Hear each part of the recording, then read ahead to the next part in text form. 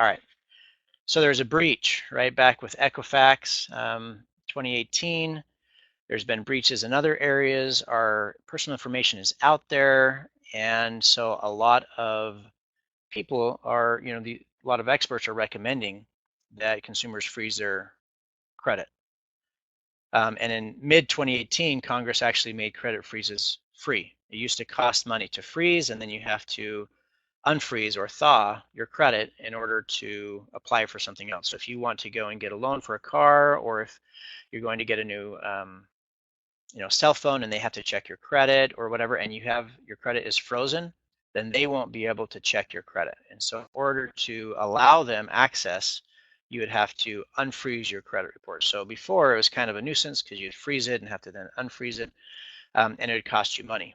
But because of the big breaches and things, Congress passed a law that says now it's free to freeze and unfreeze your credit, and that's a good thing. It does still take time, but freezing your credit is a good thing because then it keeps you from, if you're at the store again and they're like, hey, get a store card and get 25%, you're like, okay, and then they try to check your credit and they can't, that might keep you from getting that store card. So again, some experts recommend that we freeze our credit, and this will reduce the risk of, again, identity theft and being a victim. But you got to keep in mind that freezing your credit, it does have to be done individually with each of the reporting agencies. So with Equifax, with Experian, with TransUnion, you go to their website and just type in, say, TransUnion freeze credit, and it will come up and give you a link. But by freezing your credit, you can prevent potential creditors from accessing your credit file, thereby preventing identity thieves from opening accounts in your name. However, it will not deter non-credit related frauds, so such as tax identity theft, health insurance fraud, etc., or from making changes to your existing accounts. So credit freezes can be made online or by phone or by mail. It will take a little bit of time to do this, but I recommend first to sign up for a free credit monitoring service like Credit Karma or Credit Sesame, and then freeze your credit. Because if you freeze your credit and then try to sign up, then they can't access your credit either. So we want to be monitoring our credit. So you want to get online today or next day or two, sign up for one of these free services. Again, Credit Karma, Credit Sesame, creditscorecard.com.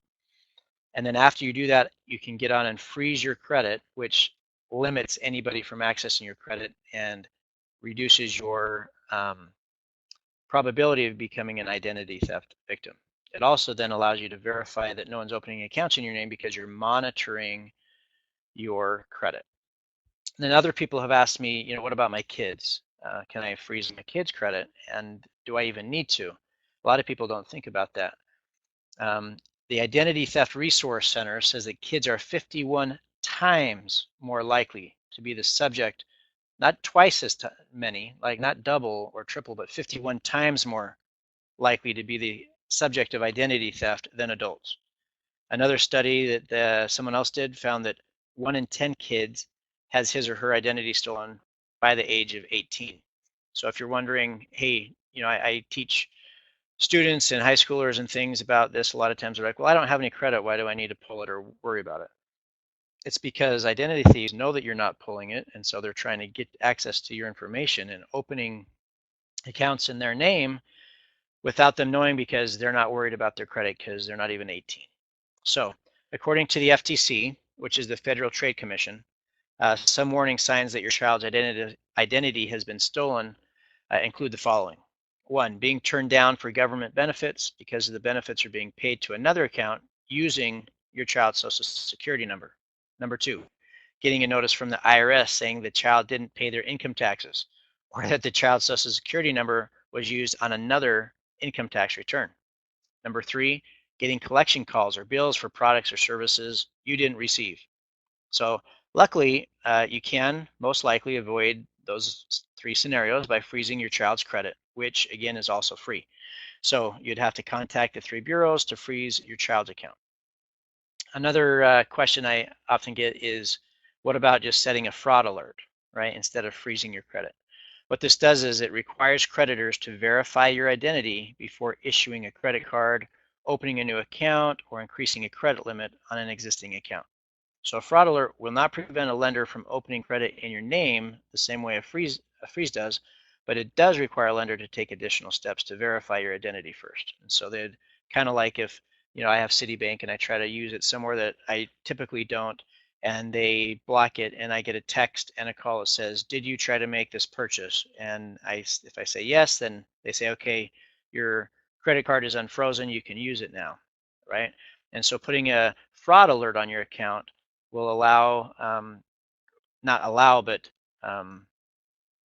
requires the creditor to verify your identity before issuing something new. So again, just to sum up on this part, I recommend signing up for a free monitoring service and then doing a credit freeze on yourself and on your children if you have them. If you are looking to get a loan soon, then obviously you don't want to do that. Just sign up for the free credit monitoring. You want to also pull your free credit reports and look at those. If there's things that need to be removed, you start doing the process of removing those. And after you get your new loan or whatever it is that you needed to do, I'd recommend getting on and freezing your credit.